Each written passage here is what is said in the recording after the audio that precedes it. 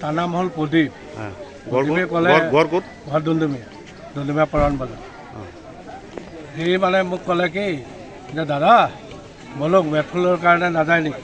মই কৈছোঁ ক'ত? কৈছে জাৰামাৰী কোনখিনি? কৈছে এজনা চাইকেল মেকাৰৰ ঘৰৰ লগত। মই কৈছোঁ নাই মইতো তাৰপৰা নানো, মই আনো চলাপথাৰৰ পৰা। প্ৰত্যেক বছৰ চলাপথাৰত যাওঁ। চলাপথাৰ কাদিৰৰ ভায়েকক ক'লে আনি দিয়ে পানীত নামি হ'লেও।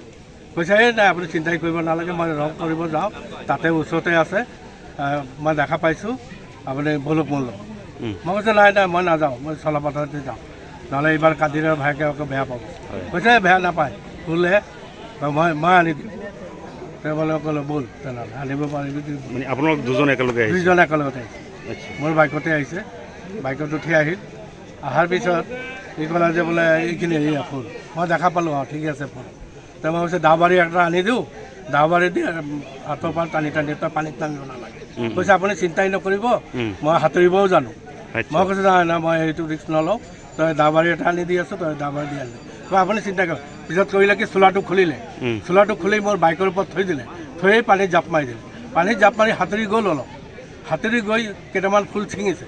ফুল ছিঙাৰ পিছত অলপ জংঘল আছিলে, জংঘলৰ কাষত গৈ তাতো এটা না দুটা ছিঙিছে। তাৰপিছত মই কৈছোঁ গুচি আহ বুলি কৈ আহি আছোঁ। তাৰপিছত আকৌ কৈ আছোঁ মই গুচি আহ। তাৰপিছত আকৌ দেখোন মাত বোল নাই। বোলে কি হ'ল মোৰ লগত ধেমালি কৰি আছে নেকি?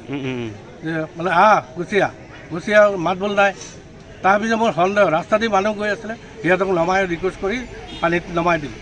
বোলে পানীত অলপ চাওকচোন, মইতো সাঁতুৰিব নাজানো, আপোনালোকে দুইজনে অলপ নামি চাই আহকচোন। এজনক পঠাই দিলে প্ৰথম, এজনে গৈ চাইছে, মাথাটো ওপৰ হৈ আছে, ভৰি পানীত গোটেইখিনি বডিটো আছে। তাৰপিছত সেইটোৱে কৈ সেই মানুহজনে কৈ আছে গ'ল বুলি মৰি গ'ল। তাৰপিছত গোটেই মানুহ ইয়াত হাল্লা লাগি গ'ল, চব গাঁৱৰ মানুহ আহি গ'ল।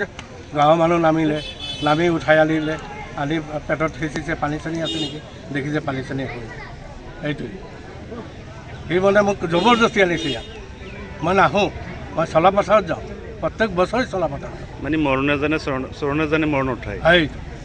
যিকোনো খবৰৰ বাবে যোগাযোগ কৰক 7099017330 লগতে 7099017110 নম্বৰত।